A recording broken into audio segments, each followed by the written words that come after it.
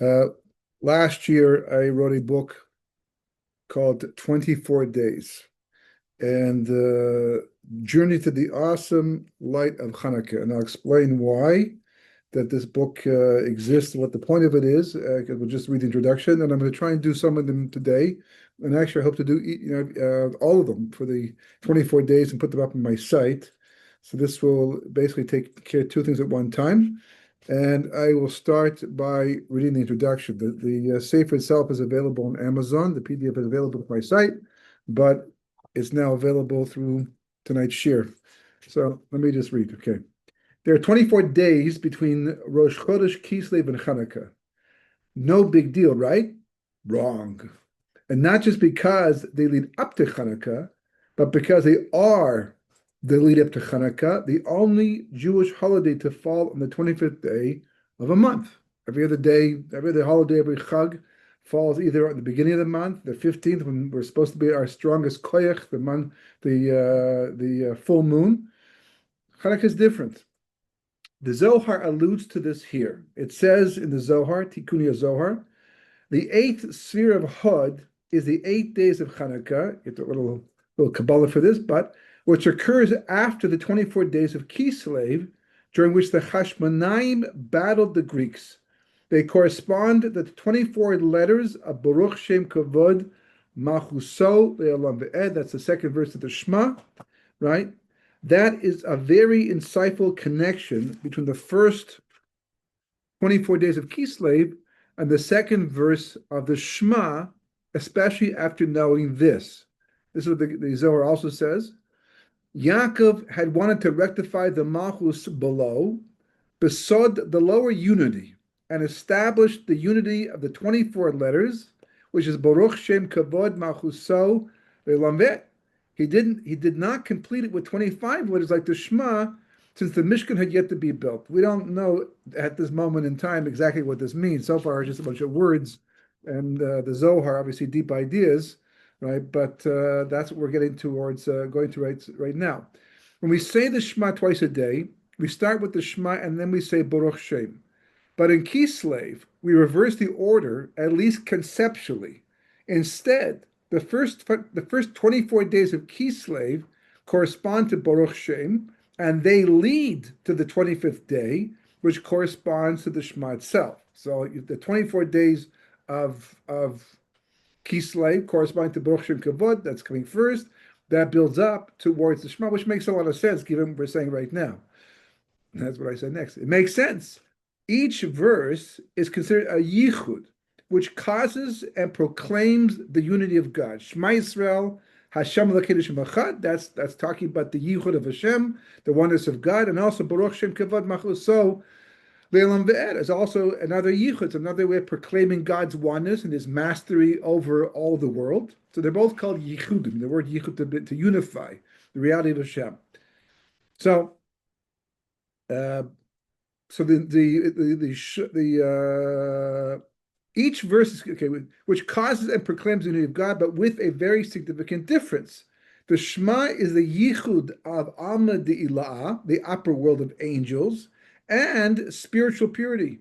And Baruch Shem Kavod Machusom Ved is the yichud of Alma Tita'ah, the lower spiritual murky world of man. In other words, the Shema corresponds to the level of clarity of God's oneness up amongst the angels. They have no shilas, no questions. There's no need to have to explain or look for evidence of God's existence. The angels know 100%.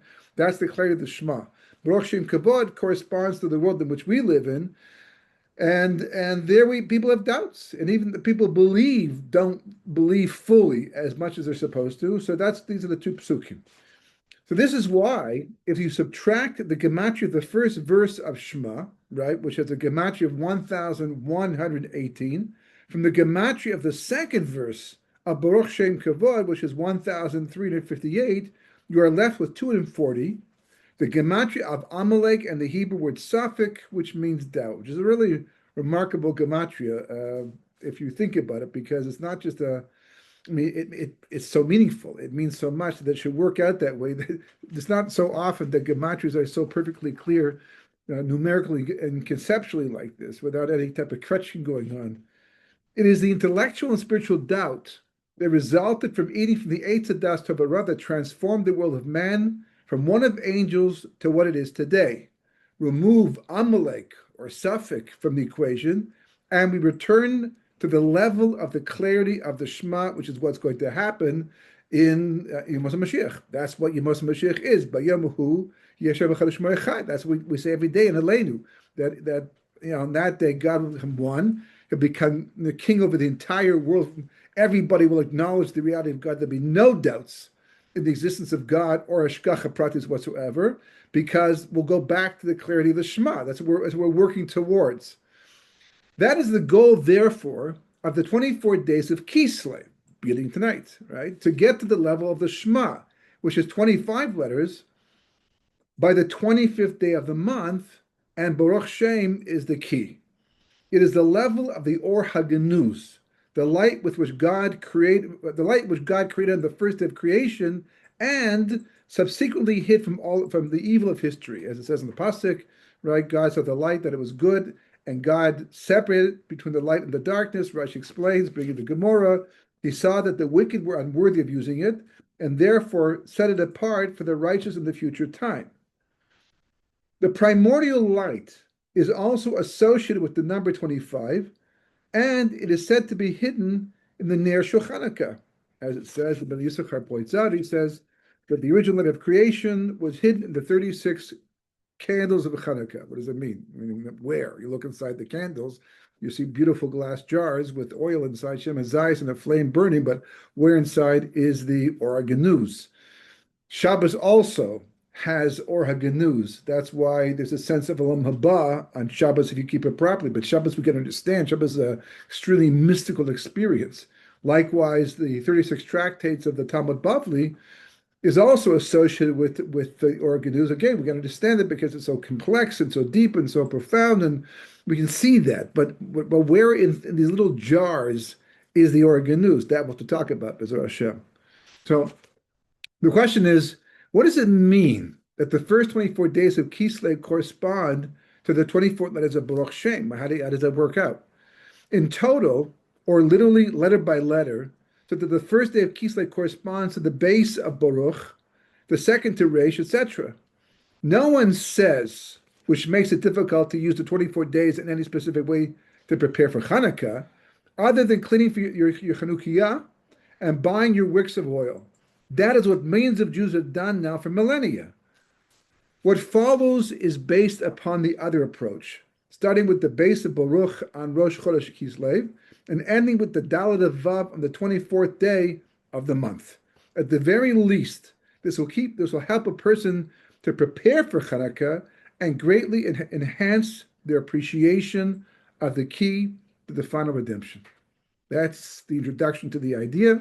Now we'll start B'ezras Hashem with the letters themselves. Okay.